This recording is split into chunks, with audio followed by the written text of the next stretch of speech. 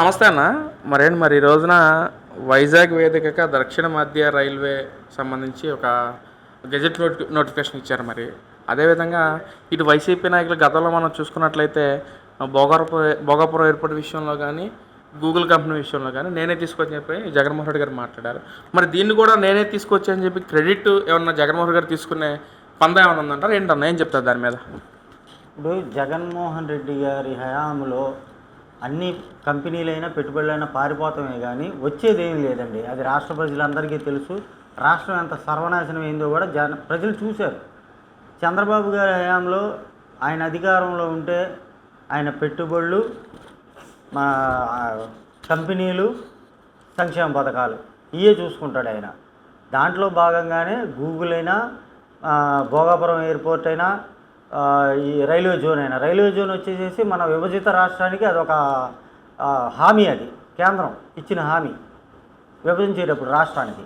అప్పట్లో 2014 టైంలో అది ఆలస్యమైంది. ఆ తర్వాత 2019లో జగన్మోహన్ రెడ్డి వచ్చాడు కాబట్టి ఇక ఏ కంపెనీలు రావు కాబట్టి ఇక వదిలేశారు. ఈ టైంలో అది రావటం కూడా చాలా వరకు విశాఖ రైల్వే జోన్ రావటం అనేది విశాఖ ప్రజలందరికీ ఒక శుభపరిణామం. ఇకపోతే ఇప్పుడు భోగాపురం ఎయిర్పోర్ట్ కట్టినప్పుడు ఎర్రబస్సు రాని చోట ఎయిర్పోర్ట్ కడుతున్నారు, అది ఇది అని విమర్శించాడు. ఆ తర్వాత ప్రజల నుంచి విమర్శలు వచ్చేటప్పటికి ఆ భోగాపురం ఎయిర్పోర్ట్ తెచ్చింది నేనే అంటాడు. అలాగే గూగుల్ కంపెనీ అన్నాడు, అది గోడౌన్ అన్నాడు. ఆ తర్వాత ప్రజల నుంచి విమర్శలు రాగానే గూగుల్ కంపెనీ నా టైంలోనే స్టార్ట్ అయింది అన్నాడు. ఇప్పుడు అలాగే రైల్వే జోన్ కూడా అంటాడు, నేను గవర్నమెంట్లో ఉన్నప్పుడు సంతకాలు పెట్టి గీతలు కొట్టి పేర్లు రాసి నానా తిప్పలు పడి సజ్జల రామకృష్ణారెడ్డితో డిజైన్ చేయించాను, అదంతా ఏంటి చంద్రబాబు టైంలో వచ్చింది అంటాడు. వీళ్ళకి ఏమి లేదండి. ఇప్పుడు వీళ్ళకి ఏంటంటే వీళ్ళ హయాంలో ఏం చేయలేరు. కాదు మన దురదృష్టం ఏంటంటే ముఖ్యమంత్రిని చేసుకున్నాం జగన్మోహన్ రెడ్డిని. అది రాష్ట్ర ప్రజల దురదృష్టం. వాళ్ళు ఎన్ని మాట్లాడినా ఎంత వాళ్ళు ఇది నా వల్లే వచ్చిందన్న రాష్ట్ర ప్రజలు నమ్మటానికి అంత పిచ్చోళ్ళు ఏం కాదు. అంటే అన్న ఇక్కడ చూసుకున్నట్లయితే ఉత్తరాంధ్ర చిరకాల స్వప్నం సహకారంగా విశాఖ జోన్ గెజిట్ నోటిఫికేషన్ రావడం అసలు ఎలా ఫీల్ అవుతున్నారు? అసలు దాని గెజిట్ రావటం, అసలు గెజిట్ నోటిఫికేషన్ రావటం అంటే ఆల్మోస్ట్ పనులు బిగించేసుకోమని ఇచ్చేసిందండి కేంద్రం. ఇది 2014 to 19 టైంలోనే అవ్వాలి, కానీ కొంత ఆలస్యమైంది. విశాఖ ప్రజలకే కాకుండా త్రూఅవుట్ ఆంధ్రప్రదేశ్కి ఇది మంచి శుభపరిణామం అన్నమాట. అంటే ఈ జోన్లో కూడా విజయవాడ, గుంటూరు, గుంతకల్లు డివిజన్లు భాగంగా కూడా కానున్న పరిస్థితి అన్న. ఒక విజయవాడ వాసుగా ఈ విషయం మీద ఏం చెప్తారు? మరి అది మంచిదే కదండి. విజయవాడ, గుంతకల్ డివిజన్లు అవటం అంటే ఇప్పుడు దాన్ని ఏమంటారు, రైల్వే స్టేషన్లు ఇవి అవుతాయి, ఇది మన డెవలప్మెంట్ అవుతాయి, రైళ్ళు పెరుగుతాయి, ఏంటి ఈ ట్రాక్లు పెరుగుతాయి, వచ్చేపోయే క్రాసింగ్లకు తగ్గుతాయి, చాలా ఉంటాయి దాంట్లో రైల్వే జోన్లో. అంటే ఇదే విషయాన్ని కూడా ప్రత్యక్షంగా కానీ పరోక్షంగా కానీ దీనికి 15,000 పోస్టులు కూడా రానున్న పరిస్థితి అన్న. ఎలా ఉపయోగపడుతుంది అనుకోవచ్చు? అసలు ఆంధ్ర రాష్ట్రంలో నిరుద్యోగులు వస్తాయి కదండి అవన్నీ. 15,000 పోస్టులు సెంట్రల్ గవర్నమెంట్ పోస్టులు అయ్యి. ఓన్లీ రాష్ట్ర ప్రభుత్వం ఇచ్చే కాకుండా ప్రైవేట్ ఉద్యోగాలే కాకుండా సెంట్రల్ గవర్నమెంట్ పోస్టులు 15,000 అంటే మామూలు విషయం ఏం కాదు. అది ఏ మాటగా ఆ మాట కూటమి ప్రభుత్వంలో ఉన్న చంద్రబాబు గారు కానీ, పవన్ కళ్యాణ్ గారు కానీ, నారా లోకేష్ గారికి కానీ ధన్యవాదాలు తెలపాలి. అసలు కూటమి ప్రభుత్వం వచ్చిన తర్వాత అసలు ప్రజలు సంతోషంగా లేరు, డెవలప్మెంట్ ఏమీ జరగట్లేదు, మొత్తం తూతూ మంత్రంగానే చేస్తున్నారని చెప్పి వైసీపీ నాయకులు మాట్లాడుతున్నారు. ఏంటన్న మీ అభిప్రాయం ఏంటి? కూటమి ప్రభుత్వం వచ్చిన 2 సంవత్సరాల్లో ఏంటి ఎలాంటి మార్పులు ఏమైనా గమనించారన్న మీరు? సార్, వాళ్ళకి కళ్ళకి గంతలు కట్టు ఉన్నారేమో. కూటమి ప్రభుత్వం వచ్చిన తర్వాత ఇలా రాజధాని చూడమండి. రాజధానిలో రాత్రులు పగళ్ళు పనిచేస్తున్నారు రాజధాని గురించి. అలాగే ప్రతి నియోజకవర్గంలో కూడా ప్రతి ఎమ్మెల్యే కానీ, ప్రతి ఎంపీ కానీ డెవలప్మెంట్, డ్రైనేజీలు కానీ, రోడ్లు కానీ ప్రతి డెవలప్మెంట్ కూడా ఇవాళ కూటమి ప్రభుత్వం చెబుతుంది. వాళ్ళకి ఏదైనా పచ్చకాముల్లో లేకపోతే కళ్ళు కనపడవో, వాళ్ళు కనిపిస్తుందేమో, లేకపోతే అధికారం మేమే చేసి అంటారేమో తర్వాత వాళ్ళు వచ్చిన దర్శనంలో. వాళ్ళకి మాత్రం పచ్చకాముల్లో కళ్ళు కానీ కనిపించుకుంటామండి.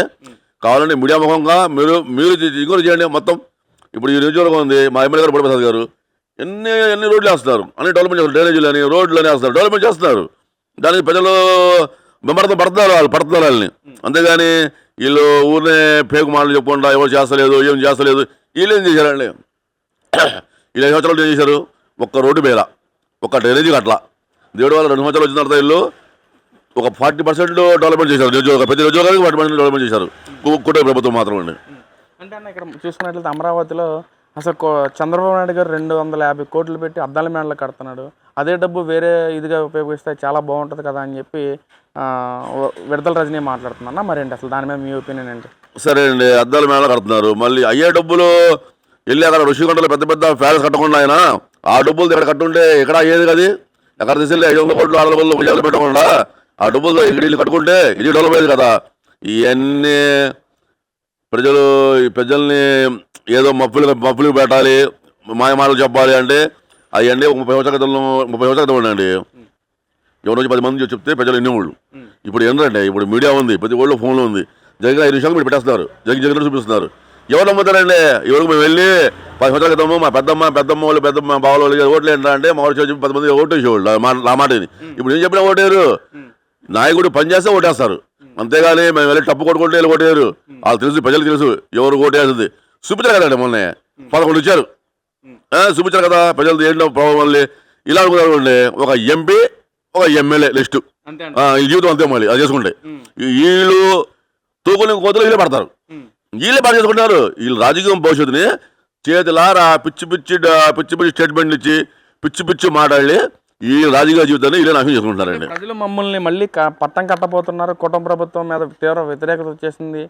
అంబటి రాంబాబు కూడా నేను ట్వీట్ చేసిన పరిస్థితి ఏదైతే డిఎంకే ఏఐడిఎంకే ఎలా అయితే ఉంది ఈ రోజున కుటుంబ ప్రభుత్వ నాయకులు కూడా రేపు జరగబోయేది అది ఎంకి సాగు సుబ్బు పేర్లకు వచ్చిందన్నట్టుగా ఈరోజు కుటుంబ ప్రభుత్వ నాయకులు కూడా అదే విధంగా జరుగుతుందని చెప్పి అంబటి రాంబాబు మాట్లాడుతున్నా. ఏంటి సార్ అంబటి రాంబాబు పని పాటలేదండి, ఆడు పెద్ద ఆంబోతు వేడు ఏంటి, ఆడికి మాట్లాడతాం తెలియదు, పిచ్చి మాట్లాడు డ్యాన్స్ తీస్తాడు బాగా. ఏంటి ఓ తింటూ తెలుసు ఆడికి. కుటుంబ ప్రభుత్వం ఎందుకు అవుతుందండి, ఎలక్షన్ ఎందుకు అవుతుందండి? 5 సంవత్సరాలు ఉంటుంది, మళ్ళీ 5 సంవత్సరాలు ఉంటుంది. మన ఏపీకి మొత్తం డెవలప్మెంట్ అయిన తర్వాతనే 10 సంవత్సరాలు కలిసి ఉంటారు. దాని తర్వాత ఎవరు ఇష్టం వాళ్ళదండి. దానికి ఎవరు చెప్పి లాగలేము కదా, రాని చెప్పి వెళ్ళిపోమంటే వెళ్ళిపోతారు. మొత్తం 10 సంవత్సరాలు వాళ్ళు కలిసి ఉంటారని చెప్పి చెప్పుకున్నారు పవన్ కళ్యాణ్ గారు. పవన్ కళ్యాణ్ గారు మాకు నమ్మకం ఉంది. పవన్ కళ్యాణ్ గారు మాటిస్తే మాట నిర్మించే మనిషి అండి. అంటే ఇక్కడ పవన్ కళ్యాణ్ గారికి చంద్రబాబు నాయుడు మధ్య తీవ్ర వ్యత్యాసం వచ్చేసింది, కుటుంబ ప్రభుత్వం మళ్ళీ విచ్ఛిన్నం అయిపోతుందని చెప్పి కూడా వైసీపీ నాయకులు మాట్లాడుతున్నారు. ఏంటి వీళ్ళు ఊరినే ప్రజలకి మొప్పు పెడతారండి. ఎందుకు ఉన్నారండి? ఇప్పుడు పవన్ కళ్యాణ్ గారు, లోకేష్ గారు, మన చంద్రబాబు నాయుడు గారు కూర్చుని మీటింగ్లో సదాగా మాడుకుంటున్నారు, వాళ్ళు ఇది వెళ్తున్నారు, వాళ్ళ తమ్ముళ్ళలాగా ఉన్నారు. వాళ్ళు వీళ్ళకి రక్ష కలిగి ప్రజలకి మొప్పు పెడతాయి, వాళ్ళు తలుకుంటున్నారు అని ప్రజల మైండ్ డివైడ్ చేస్తాయి. కానీ ప్రజలు అంత పిచ్చులు అనుకుంటున్నారు. వీళ్ళు 30 సంవత్సరాల ప్రజలు అనుకుంటున్నారు. ఇప్పుడు ప్రజలు మార్పు వచ్చింది, ప్రతి ప్రజలకి తెలుసు రాజకీయం ఏంటనేది మొత్తం చూస్తున్నారు. వీళ్ళు చెప్పిన అబద్ధాల మాటలు ఎవరండి? ఇవాళ ఆ స్టేజ్లో ప్రజలు లేరండి.